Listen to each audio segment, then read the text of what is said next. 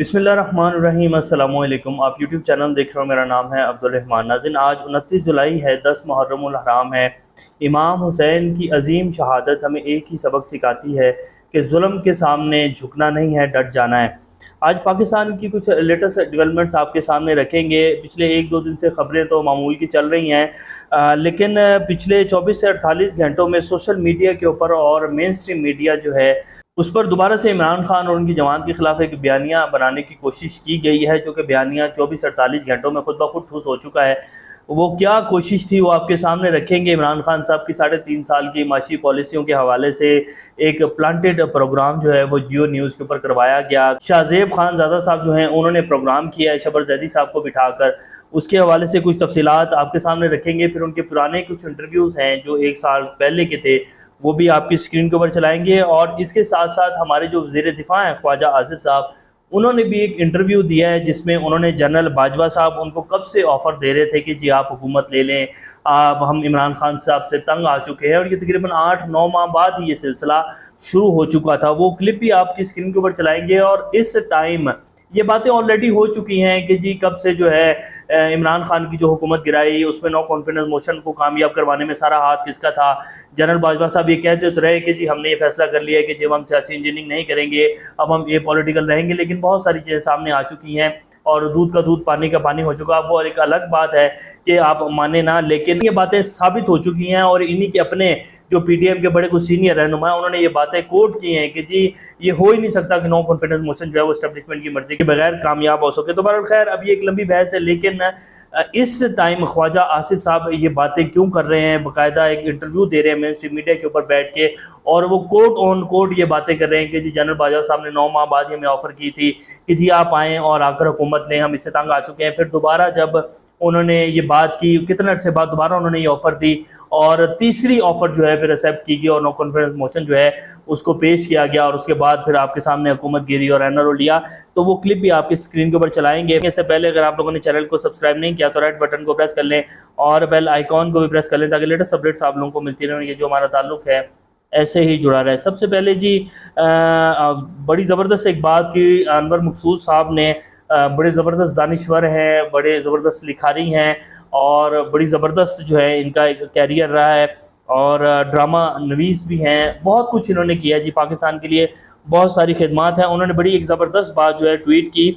आजकल वैसे जब से ये इमरान खान साहब की हुकूमत गई है इनके ट्वीट्स आने शुरू हुए हैं और इन्होंने भी जो है कुछ इस सिस्टम को बेनकाब करने की कोशिश की है। तो इनको भी इनकी तकरीबन उम्र जो है वो 75-80 साल से ऊपर ही होगी और इनकी खिदमात को भी जो है पीछे कर दिया और इनको भी जो है धमकियाँ दी गई हैं। और बाकायदा कुछ दिन पहले इन्होंने एक शख्स की तस्वीर भी अपने ट्विटर से पोस्ट की थी जो बाकायदा इनको धमकियाँ दे रहा और कह रहा है कि अगर अब आपने इमरान खान के हक में कोई ट्वीट किया तो आपको जो है अपनी जान से हाथ धोने पड़ेंगे। तो उन्होंने एक बड़ी ज़बरदस्त बात की। उन्होंने कहा कि 1.5 साल हो गया है हुकूमत को आए हुए, भाई अपने भाई पर एतबार करके वापस नहीं आ रहा और कहते हैं अवाम हम पर एतबार करे। तो ये बात तो बिल्कुल ठीक है जी कि 1.5 साल हो गया, नवाज शरीफ साहब जो हैं वो अपने भाई पर एतबार करके वापस नहीं आ रहे और उनको अभी भी ये फील हो रहा है कि शायद मैं जाऊंगा तो मुझे धर लिया जाएगा और मैं जो है वापस ही नहीं निकल सकूंगा। तो वो तो आ नहीं रहा और अपने भाई पर एतबार नहीं कर रहा और हमें कहा जा रहा है कि हम शहबाज शरीफ साहब और उनकी हुकूमत के ऊपर एतबार करें। तो ये नहीं हो सकता। ये तो खैर अब इनके सर्वेज़ की रिपोर्ट्स इनको खुद मिल रही हैं, PMLN को खासतौर पर, पीपल्स पार्टी को पता है कि मुझे सिंध मिल ही जाना है। और बाकी रहेगी बात पंजाब की, तो PMLN जो है वो इस टाइम बहुत बड़े शौक में है। उनको पता चल रहा है कि जी हमारा वोट बैंक तो बिल्कुल ही ख़त्म हो चुका है। अब जो शबर जैदी साहब ने एक इंटरव्यू दिया है जी शाहजेब खानज़ादा साहब को, वो आपके सामने रखते हैं। उन्होंने क्या है कि जी वज़ीर-ए-आज़म इमरान खान को बताया कि मुल्क डिफ़ॉल्ट करने लगा है। ये उनका क्लिप आप स्क्रीन के ऊपर चला देते हैं। ये लंबा क्लिप है थोड़ा सा, अगर ये इसको चलाएंगे तो वो फिर वीडियो जो है लंबी हो जाती है। उन्होंने कहा कि जी मैंने 8-9 माह बाद जो है वो वज़ीर-ए-आज़म साहब से मेरी पहली मुलाकात हुई जब इनको हुकूमत मिली इमरान खान साहब को। तो मैंने उन्हें कहा कि जी मुल्क तो डिफ़ॉल्ट करने लगा है। तो उन्होंने उसी टाइम जो असद उमर को फ़ोन मिलाया और कहा कि असद बताओ मुल्क डिफ़ॉल्ट करने वाला है, ये शबर जैदी मुझे क्या कह रहा था। उन्होंने कहा जी मैं तो समझा था आपको पता है। तो ये बिल्कुल ठीक कह रहे हैं, मुल्क डिफ़ॉल्ट करने वाला है। और उसके बाद असद उमर साहब को उतार भी दिया गया था। असद उमर साहब और इमरान खान साहब ने जब हुकूमत संभाली थी तो इन्होंने एक नैरेटिव बनाया था कि जी हम IMF के पास नहीं जाएंगे और IMF को मुआहिदा नहीं लिया था, उसको थोड़ा लेट किया था, और मुल्क के हालात बाकी उस टाइम ऐसे थे कि अगर IMF के पास ना जाते तो शायद पाकिस्तान जो है डिफ़ॉल्ट का ख़तरात पाकिस्तान को बढ़ जाने थे। और ये खुलेआम एक बात थी 2018 में जिस तरह की मैशत इमरान खान को दी गई थी, मुल्क का दिवालिया निकल चुका था, और बाकायदा जनरल बाजवा साहब ने बड़े बड़े सीनियर जो सहाफ़ी थे और इसके साथ मुफ्ती इस्माइल साहब को बिठाकर जो है सबके सामने बात की थी कि इसहाक डार ने और नून लीग ने मुल्क की मैशत का जो है बेड़ा गर्क कर दिया है और इसके पल्ले कुछ नहीं छोड़ा है। तो ये बातें सारी हो चुकी हैं, और फिर जो है 8-9 महीने बाद तंग भी आ गए थे बाजवा साहब और कह रहे थे कि जी आप आ जाए, दोबारा हुकूमत में आए, हम इससे तंग आ चुके हैं। वो कहानी भी आपके सामने रखेंगे, लेकिन शबर जैदी साहब ने ये बात की और ये बातें सबको पता है। लेकिन उन्होंने इसके साथ साथ जो है ये भी तनकीद की इसी प्रोग्राम में बैठ कर के, जी इमरान खान जब हुकूमत छोड़ कर गए तो भी इकॉनमी जो है बिल्कुल तबाह हो चुकी थी, और इमरान खान साहब जो है उन्होंने कुछ नहीं किया। अगर इमरान खान की हुकूमत ना गिराई जाती तो इमरान खान को 5% वोट भी नहीं मिलने थे। ये शाहज़ेब खानज़ादा साहब के प्रोग्राम में उन्होंने बात की, जहाँ से इनका बयान जो है वो गलत है और बिल्कुल गलत है।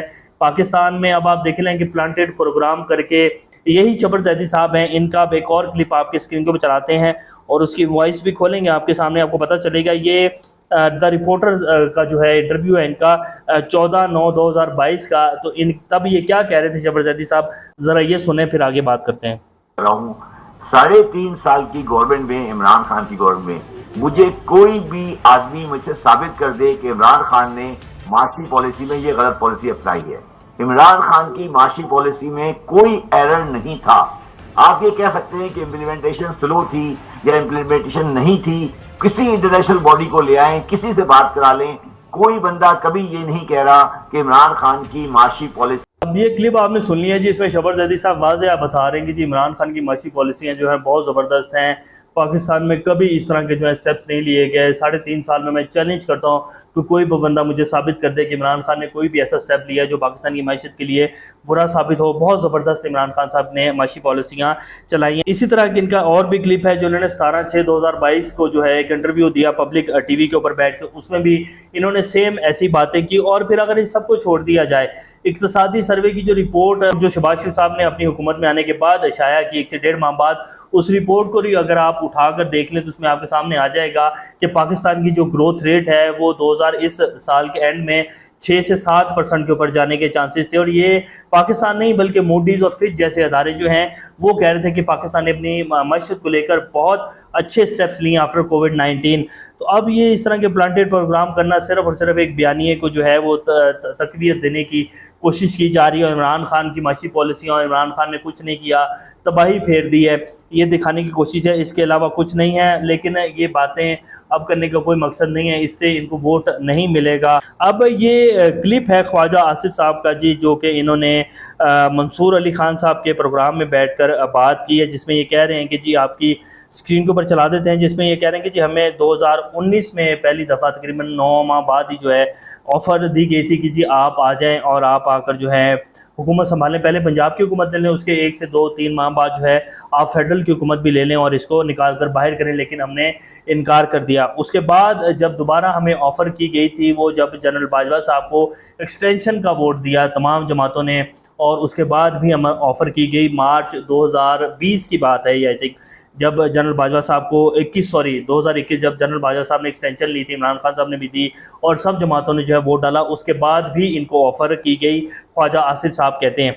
और फिर आखिरकार हमने तीसरी ऑफ़र जो है एक्सेप्ट की जब ये इमरान खान साहब की अब हुकूमत गिराई गई। तो एक बात तो बिल्कुल वाज़ेह हो गई कि जी इस्टेब्लिशमेंट का ये कहना कि जी हम एपॉलिटिकल हैं या हम सियासी इंजीनियरिंग नहीं करते हैं, ये सारी बातों की हद तक है, इसके अलावा इसकी कोई हकीकत नहीं है। और अगर अभी भी आप हालात देख लें कि अभी मरियम औरंगज़ेब साहब जो हैं वो कहती हैं, कल का उनका इंटरव्यू, वो कहती हैं कि जी हमने तो इमरान खान के नाम पर पाबंदी नहीं लगाई हुई, फिर कौन है जो पैमरा को हदायत दे रहा है कि इमरान खान का नाम जो है वो TV के ऊपर नहीं लिया जाएगा, ना ही उनकी कोई तकरीर शाया की जाएगी। तो ये कहाँ से ऑर्डर दिए जाते हैं, कौन है जो मालिकान को जो है अंडर प्रेशर लाता है, उसके बाद प्रोग्राम बंद किए जाते हैं और तकरीरों के ऊपर पाबंदी लगाई जाती है। इसी तरह इमरान खान साहब के दौर में भी जो है नवाज शरीफ की तकरीर के ऊपर पाबंदी लगाई गई थी और नवाज शरीफ साहब ने डायरेक्ट जनरल बाजवा साहब का नाम लिया था, तो वो भी तकरीरें किसने बंद करवाई थी, वो सारी चीज़ें भी सामने आ चुकी हैं।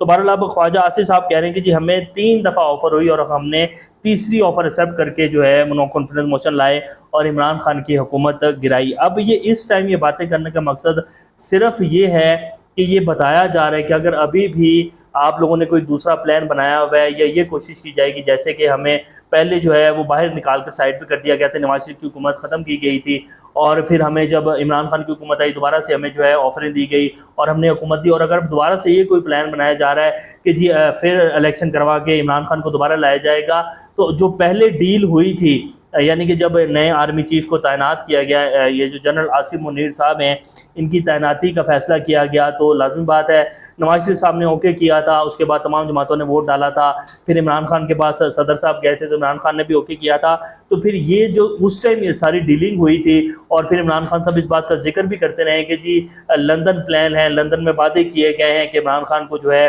वो साइड पे किया जाएगा, इमरान खान को नाअहल किया जाएगा, उसकी जमात को जो है क्रश किया जाएगा। तो वो सारी चीज़ें जो सारी डील हुई है, अगर अब भी पलड़ा चेंज किया गया या अपना वज़न किसी और पलड़े में डाला गया तो फिर कोई बात नहीं, हम दोबारा जो है बता देंगे आकर टीवी के ऊपर कि ये सब कुछ तब हुआ था जब हमें लाया गया था और उसके बाद जो है नए आर्मी चीफ की तैनाती हमने की थी, तो उन्होंने हमसे क्या वादे किए थे और हमने उनसे क्या वादे किए थे, तो हम दोबारा भी बोल सकते हैं। तो ये बेसिकली इस टाइम बात करने का मकसद ये है जनरल बाजवा साहब का नाम लेकर कि जी ये कुछ हुआ था, ये ऑफरें दी जाती रही हैं हमें। तो अगर अब भी कोई ऐसा प्लान बनाया जा रहा है जिसके ऊपर मौलाना फजलुर रहमान साहब भी थोड़े दिन पहले कह चुके हैं कि जी अगर कोई ऐसी हुकूमत, कोई नाजायज़ हुकूमत दोबारा लाएगी तो हम उसको दोबारा गिरबान से पकड़ कर बाहर कर देंगे, तो ये सारी वही धमकियां हैं जो अब दोबारा से दी जा रही हैं और दोबारा वोट को इज्जत दो वाला बयानिया जो है उसको ज़िंदा किया जा रहा है और बेसिकली धमकाया जा रहा है कि जी जिस तरह हम चाह रहे हैं उसी तरह इलेक्शन करवाए जाएं और इमरान खान को जो है वो साइड के ऊपर किया जाए। इस वक्त ये इंटरव्यू देने का मकसद सिर्फ़ और सिर्फ ये है कि बात जो है कहीं की जा रही है और निशाना जो है वो किसी को बनाया जा रहा है और बताया जा रहा है इनडायरेक्टली कि अगर आपने ऐसा कोई दोबारा फैसला किया या इमरान खान को दोबारा लाने की कोशिश की या फ्री एंड फेयर इलेक्शन करवाने की कोशिश की तो फिर बातें जो है सामने आएंगी और जो डील हुई थी, जो वादे हुए थे, वो सारे जो है इस तरह सामने आएंगे। तो ये इसलिए ये सब कुछ जो है वो किया जा रहा है। तो अभी तक के ये अपडेट्स हैं, इंशाल्लाह नेक्स्ट अपडेट्स का दोबारा आप लोगों के सामने हाजिर होंगे। तब तक अपना और का ख्याल रखिएगा। अल्लाह हाफिज़।